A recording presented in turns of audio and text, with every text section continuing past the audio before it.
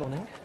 Lord Hutton and his pension reforms, he's just outlined what he thinks should happen to public sector pensions. But what does that mean to you if you work in the state sector? What does it mean to you if you don't work in the state sector? Here to help talk through the detail of the report, Roddy Cohn. Roddy is from Cohn Cougar Investment Advisors. Very good to see you, Roddy. Morning. Lord Hutton, he used the word fair this morning. He talked about people living longer and the country can't afford all of this. Yet the union people, they also claim this word fair. What's fair is all bets off now as regards fair. Yeah, well, I think this is one of the challenges, isn't it? Is that at the heart of all of this, if I were a public sector employee, I would not want my pensions diluted in any way, shape or form. And the unions, therefore, are quite right to try and enforce the rights of their members because that's what they're there to do. On the other hand, there's the rest of society that isn't in public sector employment, and they have to make provision for their own pensions out of their own pocket. And that's becoming increasingly difficult for them to do. OK, and Charlotte's got a number of these details. Yeah, we've had a lot of points from people. People are a bit concerned about these changes, how they might affect them. Melanie Weeks says, if government raises public sector pension age to 65, what about those of us over 55 now? How will they be affected? A lot of people are worried, sort of, how long these will take to come into effect. Yeah, I think the problem with this, again, is that, if you're already in the scheme and you've got certain rights, it appears that Lord Hutton's saying you'll keep those rights. So a lot of this is about reforming the system so that it takes a more acceptable and modern approach from where we are today. So in the context of people who are already in the system, the public sector pay pension system, I think they'll see very little personal changes. It's people who are joining the schemes in the future that are more likely to have to embrace these changes head on. Geographically, Nathan Patterson's got a quick question. Is it a nationwide thing? He's in Scotland, so he's a bit worried. Yeah, my understanding is it is a nationwide thing, but of course the government's got to review the report in the summer. They're not going to get round to doing that then. And then, of course, what will happen is, I guess, they'll make the final decisions then about what's in and what's out. And what about your advice about what people should do about this? I mean, we've had a text from a nurse saying, she says, I can't afford the deduction from my wages towards a private pension in conjunction with other deductions. So any advice for her?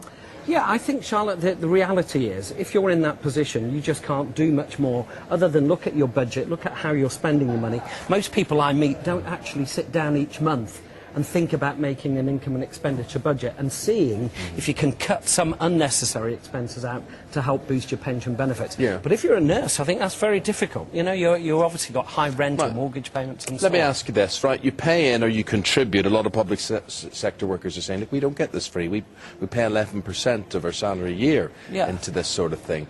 What happens if you pay into a pension pot all your working life and then you go and keel over? You die before you claim it. Yeah. What happens to that then? Right, well, if you're in the public sector, that's often taken care of by a thing called death in service benefits. And what that really means is there's a clause in your contract that makes provision for that sum of money, or a sum of money, equivalent normally to 3 or 4 times your salary, to be paid to your spouse, plus a dependent's pension.